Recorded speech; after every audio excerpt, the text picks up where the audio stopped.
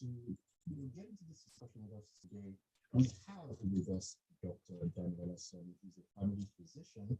And Dr. Sanni, it's great to have you. It's great to have you with us today on Smooth Health. All right. So we're having a slight issue. Dr. Sanni, you are muted. Let's see if we can get you on. Oh, okay, I think I can hear you now. Hello, Dr. Sanni. Right, it's great to have you on. By the way, people, we are streaming live up on youtube.com/smooth981 FM Lagos. Make sure you go over there and you can see put the faces to the voices. All right, so Dr. Sanni, thank you so much for joining us for today's episode of Smooth Health. Thank you very much for having me. Because hypertension, literally it is as the flyer says, the silent killer, and I think we need a lot more awareness and a lot more focus on it just in our daily lives to make sure that we're not going down that way. Yeah, so let's dive right into this discussion. So what exactly is hypertension and why is it important for people to understand this condition?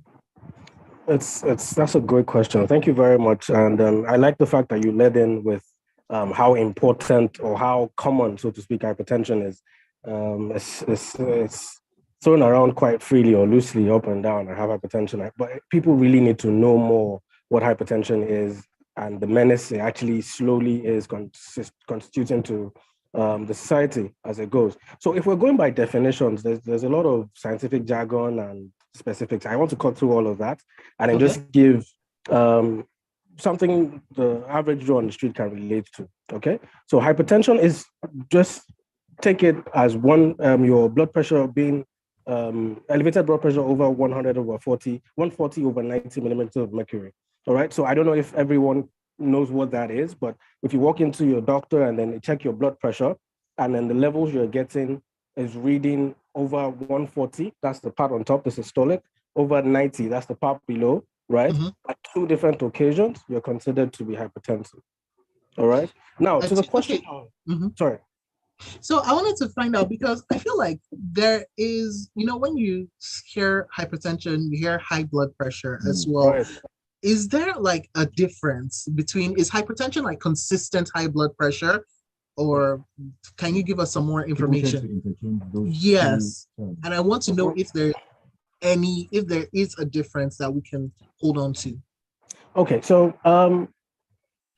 the textbook definition, if you like, is what I just put across, all right? 140 over 90. Yeah, at two different occasions. But on some occasions, you could have patients or people who are just scared of coming to a doctor, all right? And then they get in, and then this white coat fear or white coat hypertension in quotes that we call it, and then you check your blood pressure and it's at this level, but at home or some other time when you're not scared of a doctor or a healthcare professional, your blood pressures are normal. Mm-hmm. Yeah, okay. Right, and so in that case, you could also say someone has a high blood pressure. But by definition, hypertension is where we're measuring your blood pressure and it's coming in above 140 over 90, well, consistently, or at least on two different occasions. Okay, so apart from checking your blood pressure, I know that pharmacies do it and also at the hospital. What other symptoms? I mean, what are the symptoms that you might just experience and be like, oh, this might be hypertension? How do we diagnose it? Great question, Shakwa. Now, the thing is this, and this is why it is tagged the silent killer, as is on your label. Mostly, people are asymptomatic. Most people that actually should be worried about their blood pressure have no symptoms. So you have people walking around, just having fun and walking down the street with blood pressures as high as 200 over 120, which is a disaster waiting to happen. Yeah. Whoa. I mean, just last week, I had somebody walk into my consulting room, blood pressure 198 over 100, and he came because he felt he had fallen and his hip was paining him. So he came just because of pain. For something else. For something else entirely. So most people have elevated blood pressures and have no idea. So majorly you're seeing asymptomatic people without symptoms at all, walking about waiting to have a stroke. Okay. Whoa. So, but majorly for people who I consider lucky, you could have symptoms, regular symptoms, you could have blurring of vision, you could have headaches, you could have poor sleep, you could have pins and needles, what Yoruba people will call pajak pajak. Sorry, I have to do quite a lot of talking to the locals, so I try to make them understand these things. So you have those sorts of symptoms coming up regularly. People who haven't been educated or aware don't think it's anything. They just feel, okay, maybe I sat a certain way or I slept the wrong way and so on, and I'll feel better. But most times, if you don't go to check, you're going to have these complications and then come down when it's actually very serious. So symptoms mostly, the larger potential percentage of hypertensives usually don't have any symptoms. Oh, okay. Now, just a follow-up question for people who are walking around without any symptoms. How long can they walk around with such consistently high Before elevated something blood pressure sinister before? happens. Yes. Right. So there are a lot of things that might trigger or might be a risk factor. So somebody is just going on his way. He's had this background hypertension for a while and then gets into road rage. Or somebody just, I mean, you go to the village and then you step on somebody's land and you might have been agitated or stressed up before, or you get into an argument with somebody. The person just touches you and then you fall on the floor and the slump and the person dies, right? From a cardiac event. And then they say it was his village people or this person used jazz on this person. Meanwhile, he had had hypertension in the background, just waiting for a trigger. Something just brought it on. So there's no fixed time. It's not like, I mean, we don't even know how long you've had this hypertension for anyway. So we can't say it's 1 hour, 2 hours, or 3 hours thereabouts, which is why we have to make more noise about awareness and getting more people to do these things. Check your blood pressure regularly, or at least see a doctor. Yeah. So and how regularly are we talking about? So is there like a regular amount for people who perhaps have a family history of hypertension or high blood pressure versus people who don't have a family history of that? Great question. So let me just quickly talk about risk factors. All right. So we say, I mean, not everybody is going to have hypertension, though we say there's a large number, percentage of the population who are hypertensive. I mean, WHO just said about 76.9 or 76.2 million Nigerians currently are living with hypertension, as it were. So it's a large number. Excuse me? I mean, that is 200 and how many? That is huge. That is massive. It is and I huge. feel like we'll need to bring into the conversation just how much of hypertension and like the risk of hypertension is lifestyle based as well. But so WHO 72 point something million Nigerians. Actually million Nigerians are walking around hypertensive. Yeah. So that's a lot. I don't know what our number is now, but no idea. A large number of them have no idea. They're just walking around, no idea. So risk factor wise, right? Academically, we could split into modifiable, non-modifiable risk factors. The modifiable ones, which will be things you can do stuff about, or let's talk about the non-modifiable ones first. Okay. I mean, if family history is a very, very strong risk factor for hypertension. In fact, most of the people who would have family history as a very strong contributory factor. So you can't, I mean, you can't do much about who gave birth to you or conditions that have been running in the family before you came in. All right. So that's high up there. All right. And then black race also, unfortunately, with all the black men problems, this is also an add-on.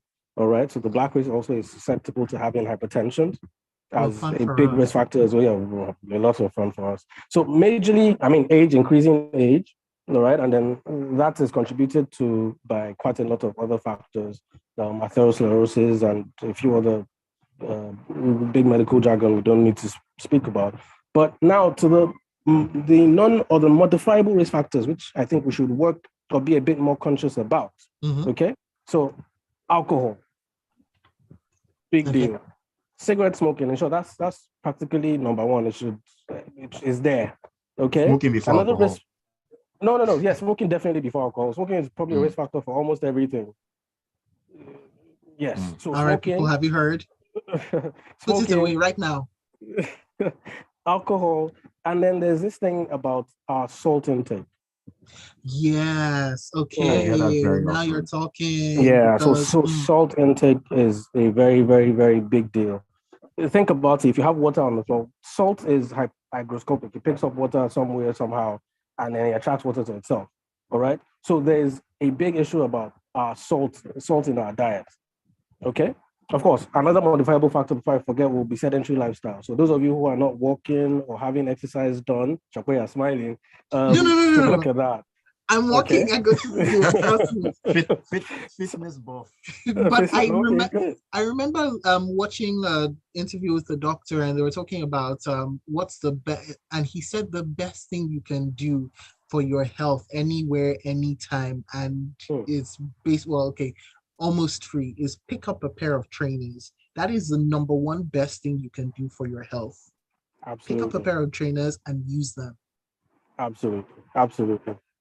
Absolutely. So other lifestyle changes that I feel we have to make to get rid of, or well, reduce the chances of having hypertension. Just as I was speaking about low salt diet, quite a lot of things that cause trouble for us will be things that go in our mouths anyways. So your food, how much salt is getting into your food? And I'm not just talking salt as salt. I mean other seasonings and flavors that add some spice and make food more fun to eat. Your bouillon cubes. Exactly. So you have to look at those. And then for those of you who do a lot of noodles and all of that and feel the need to pour everything in, that also is a problem. So you want to look at that as okay. well. I can't So lie you want to to look you. at that as well. I'm covering my face. So I'm Right. pretty good about salt. I try actually with the salt intake, but when it comes to noodles, yeah, delicious noodles. I mean, the taste is just not right without They're not the great for full. you. Yeah. So yes, you But have to look also, at those. Yeah. Dr. Sani, can we talk about Yes. also when it comes to salt? A lot of people don't equate sweet things with being salty or having salt in them. And I know like different sweets, different syrups as well have a lot of added salts, and Right. that helps to enhance the sweetness, right? Is that right? Yes. Yeah, it is. Yeah, it is. The processed food industry does a lot of stuff with salt. Besides uh, having food canned and all of that to prevent spoilage and all. Even in so-called sweet foods, cereals and the rest, a lot of salt actually does go in. And so we have to be a little bit more careful looking at what we get in, especially of processed and canned foods. So yes, salt in the diet is stuff we really have to pay attention to. Moving quickly along, really quickly, food as well. I mean, we've spoken about salt. Other things. There's this question about oil, the oils that we consume. Yes, Cooking there has We to be oil. understand Cooking why oil We we are understand dealing with right there. hypertension here in Nigeria. Salt and Aha. oil? Come on. Yes. So That's so like that's 50% of our cooking. you understand, and so that's it's a big deal. It's a really big deal because everybody is pouring palm oil in the food. Everybody's pouring groundnut oil in their food. The sorts more of oil oils is are going into the foods. exactly, and then it's. I mean, on the roadside, the sorts of oils that you're buying, not all of them are refined, or none of them are safe for consumption. But people just sell stuff nobody's regulating, so you have to be a bit more careful. Consumption of these polysaturated fats and oils usually will go in. I mean, they have to go somewhere anyways, and then they end up clogging up your arteries and vessels, hypertension, cardiac arrests, and things like that, strokes, and all also come from that. So we have to look strongly at what we consume. I advise as much as possible to, I mean, invest in an air fryer. You don't have to pour everything on. Yeah, so you don't I have to have deep fry everything. best Yeah. thing ever. I'll have I to mean, look though into it's that. sweeter when it's in oil, but please let's think about our lives. You I can't help you understand? with that one, Yeah. doctor. Sorry, you You're are. gonna have to miss me on that one because I've tried it. It's not dodo It's when not. you It's use not an air dodo. fryer. It's It's not bully. dodo. Just so you Yeah. know. Yes. Yes. I agree. But the idea is to tone down the amount of oil that we consume. Okay, That oil also and should look salt. at. Yes. Yes. All right, Dr. Sunny, we're going to take a quick break right now, but when we get back, so much more on this conversation. You can send your WhatsApp messages in if you've got questions or comments, 0809 440 981. Oh, okay. There we go. Oh, thank you. I use Indomie spice, so I use Baba. spice plus everything. And I'm going to Are you for real? Sope problem, deal. Pressure is wow. It's delicious. But I check my blood pressure regularly because we have that's this another at home. So yeah. So that's a good thing to do, right? But a lot of people will tell you, "Guy, I'm young," or "It's never happened to me before. I don't the have number of blood young pressure." people. You have no idea. It's sick. It's sick. I hope I'm doing well so far. You know, marketing. Wonderfully. You're balling. And we're actually back. All right, we're going back live now. All right. Okay. Will you do the intro?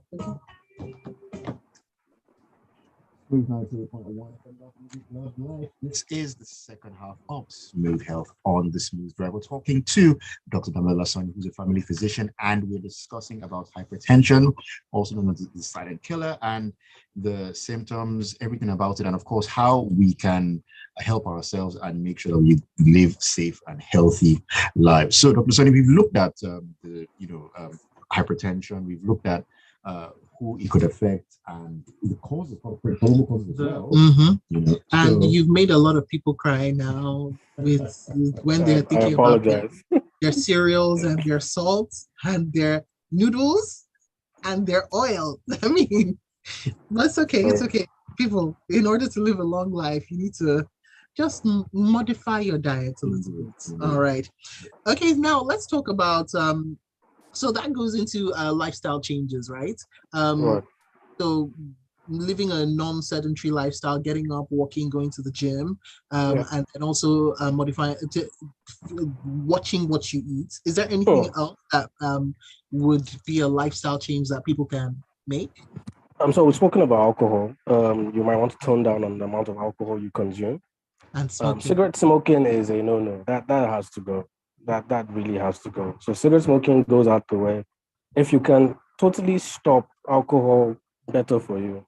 All right. Those who haven't started, please don't jump on. Just stay with your. Remain where you are. Remain where you are. Who used to abuse me for my 5-year-old's palates when it comes to alcohol? Have you heard the dog? Thank you. So please stay that way. Another part, sorry to rain on this parade, but I guess it's stuff I have to say because a lot of people are still doing this. Red meat. I mean, we can't talk about that enough. Really? Come on. Doctor. I'm sorry, guys. I'm really sorry. So in moderation, not like you're making a case for yourself, Shakwa. I totally understand, but yes, I'm just in moderation. What we try to advise as much as possible is lean more towards white meat, okay? And if possible, if you can, make a switch almost totally to just fish, all right? Fish has got omega-3 oils. It's safer in the long run. Red meat is riddled with cholesterol, okay? And then for those of you who like Doctor, I've heard there's good cholesterol and bad cholesterol. We'll talk about that as well. You choose to believe it's good. Okay. So for those of us who like offals as well, you might want to slow down on those too, because cholesterol level content of that is also quite high. Okay. Dr. Sanni, see, this is the problem here, because you're talking to Nigerians right now, and you've made a list of our top 10 favorite things and said, guys, this is it. I don't think I am the favorite Nigerian to anyone right now. So what we could do, let's modify that a bit and say moderation is key. All right, for everything. Moderation is very, very key. I mean, for us to prevent a higher number of these events that you just have with people walking about, young people now, a lot of people are actually coming down with hypertension. It's an epidemic, trust me. You might not know because you don't from the hospitals as frequently, but it happens a lot. A lot of people are collapsing and developing strokes and all of that. So I think we have to be a bit more careful, about these things. All right, so Dr. Sanni, just quickly, I know I had asked, but I'm not sure if I did get the answer, or if I missed it. How often should we be checking our blood pressure? Right, good. So for the average, we say for people who are above, guideline states people who are above 40 should at least get an annual BP check. All right, exactly. That is what the guidelines suggest, but I would state, annual, like once a year. Exactly, because I mean, it sounds ridiculous. Who does that? But the caveats to this: so if you have a strong family history, if you have you have a strong family history, these other non-modifiable factors you might want to check a bit more frequently. I'm not going to say this much because I mean the guidelines haven't stated that way, but as much as possible, we usually suggest every quarter at the very least. And then if you're close enough to a health center or a chemist or anyone around who either has a BP monitor or you have an elderly person who you're taking to the hospital, I mean, just talk to the nurses, talk to the healthcare professionals, let them check your blood pressure. as I said, most times, most people are asymptomatic, so they don't really show anything. It's not until you start having headaches or you fall down on the floor that you feel that you should check your blood pressure. So, as much as possible, as frequently as you can, please get a blood pressure check. Okay. So, yeah, a quarter, I think, is Especially safe living in a high stress environment as we do. as we are now. Yes. Every single day. Every single day. We need to be watching out for this. We really do. Yeah, we do. All right, now let's look at the possible medical treatments that are available for hypertension and how effective are they really? Great question. Now, the assumption most times is that treatment or medical treatment is pills, pills, pills, pills, pills. It's not all about drugs. So the first time you're coming in and then a doctor or someone has picked up on the fact that you're hypertensive, we don't want to jump straight to medication. Okay. So we're doing all of these lifestyle modification things that we've spoken about, depending on the levels at which you are coming. All right. There are different stages for hypertension and the rest. But usually, mostly the first things we want to talk about are all of these the risk factors. Okay. Are you a smoker? You drinking? How much salt is in your food? Are you sedentary? Are you getting to walk around, at least moderate physical activity? How many steps are you doing in a day? Things like that. So we're going to look at those first. All right. Try to get you to modify these and then ask you to come in again. Okay. Now, when we have tried these lifestyle modifications and it seems like we're not getting optimal control or we're not seeing a proper reduction and we don't want issues, complications to occur, then we get into chemotherapy, which is the use of drugs. Okay. Now, there are quite a number of classes of drugs. So it's not, you're not always going to have the same drug working for other or different people. Yeah, it's not one drug fits all. It's not one drug fits all. And then we try to get people to be very careful about this because you just go and meet your neighbor and then who says, I was given drug X, and then you feel you should take it, that it's going to work for you and all. Most people end up in trouble that way. So we try to individualize therapy. Okay.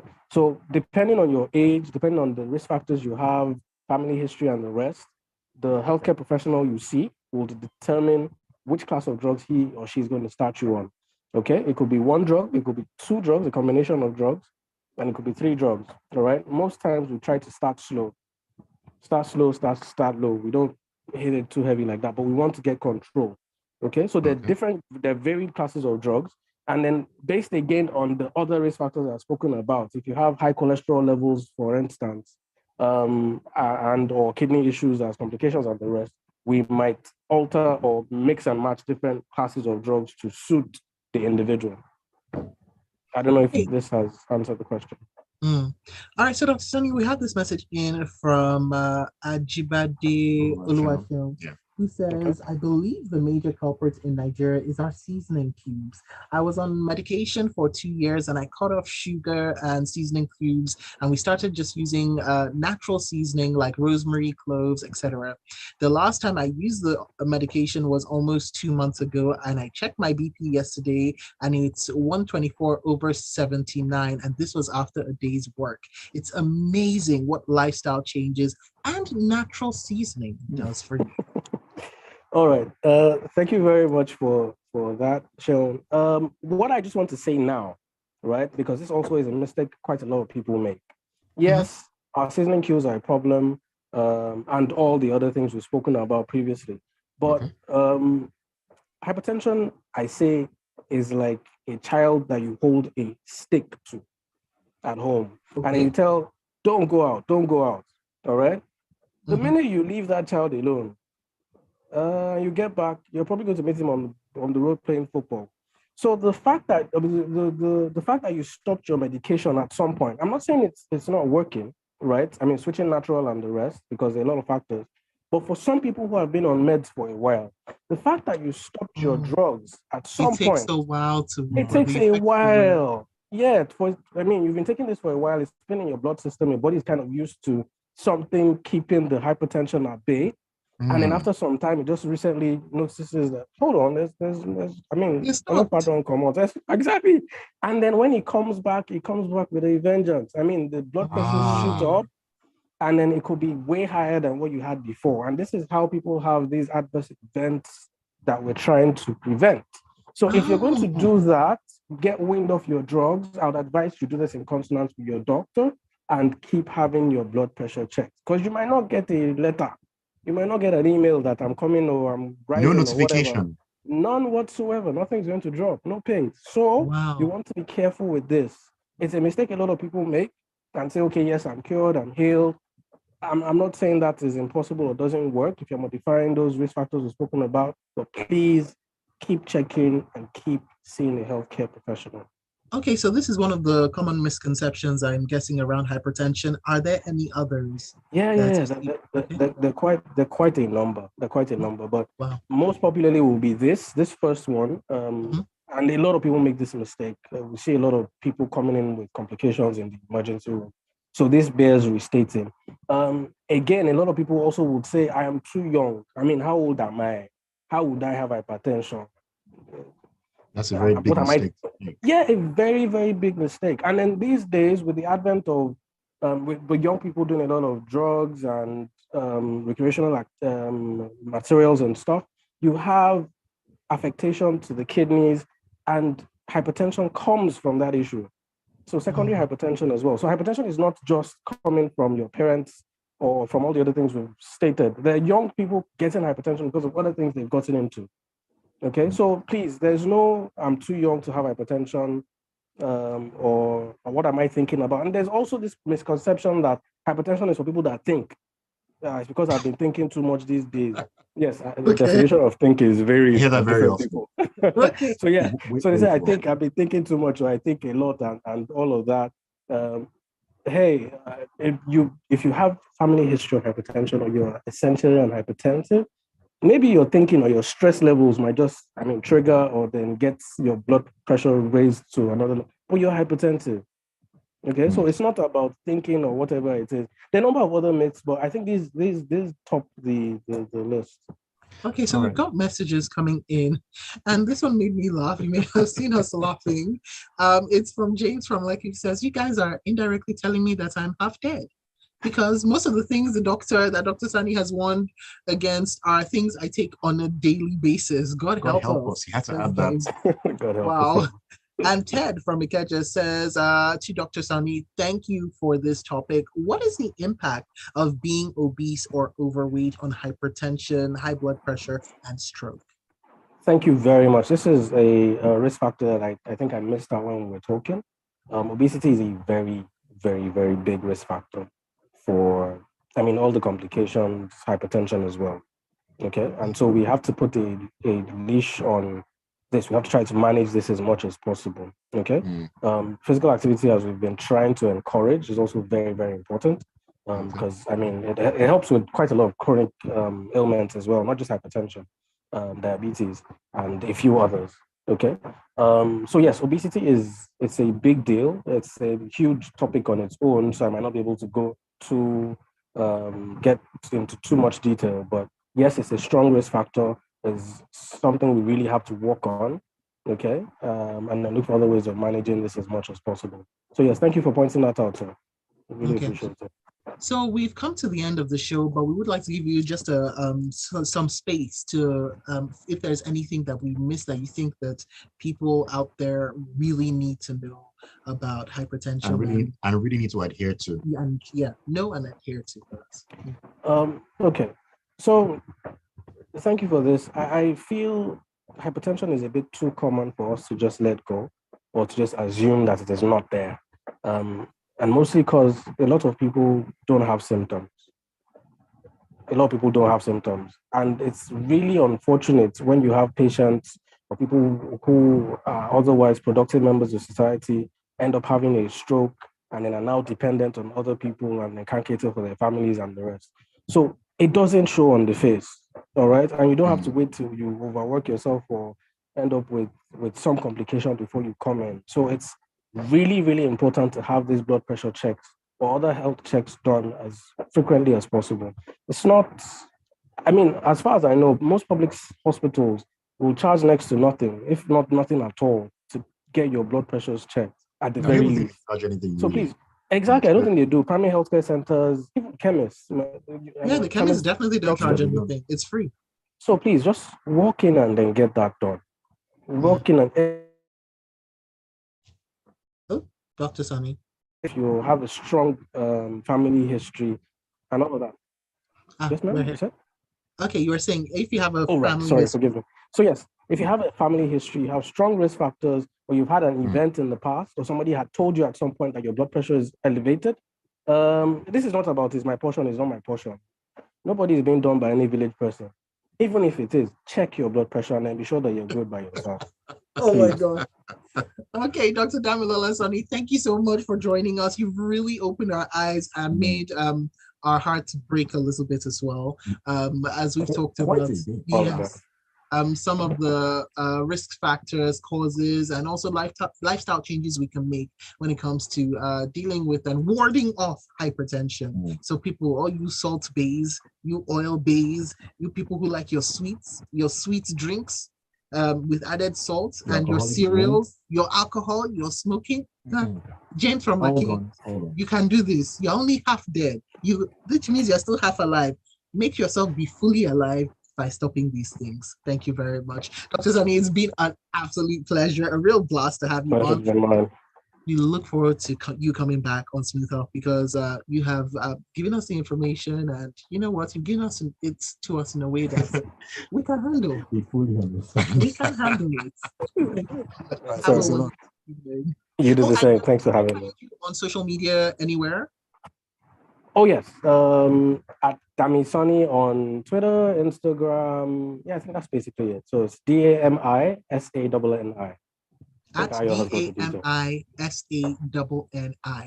Dr. Sanni, thank you so much. Have a wonderful evening and a fantastic weekend without salt. No salt. All right. And that is that for Smooth Health. Coming up, we've got great music all the way on 7 p.m. Total Football. On the drive. Thank you. I want my noodle seasoning, Joe. Oh God, you live only once. YOLO, eat yourself. YOLO.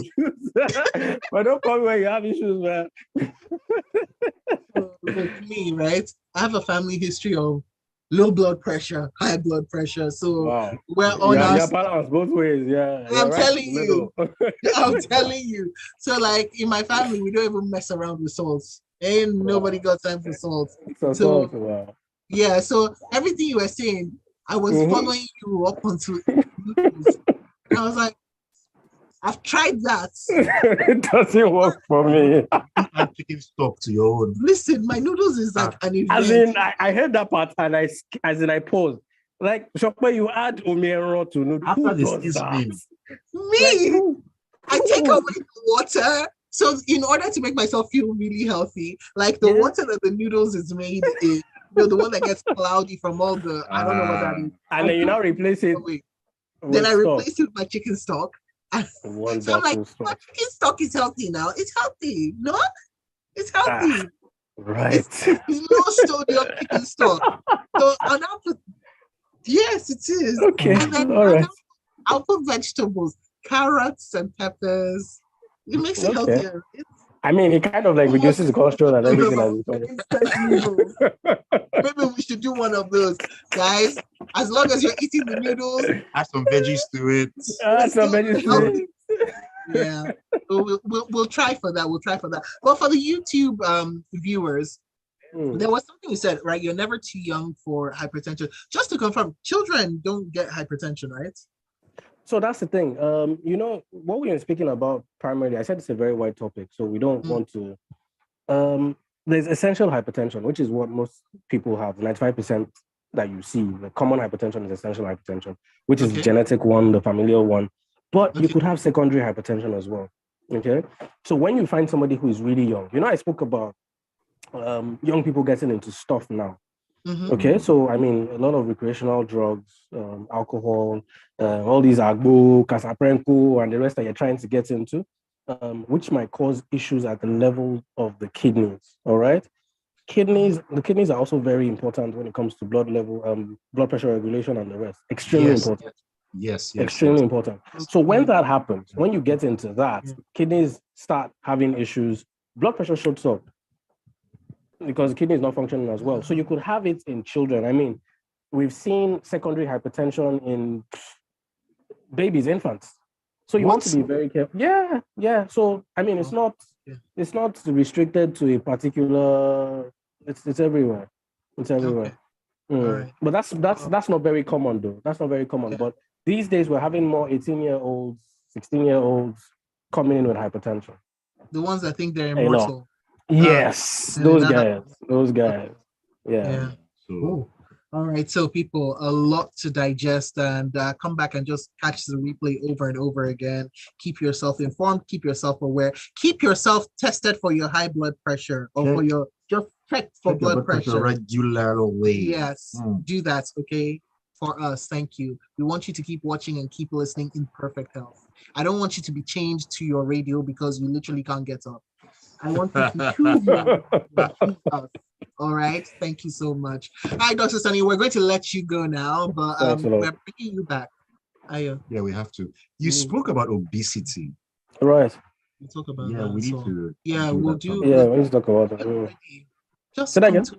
I said when you're ready, come. We're ready for you. Right. No worries. No worries. Thanks a lot, bro. Thanks a lot. You're welcome. Have a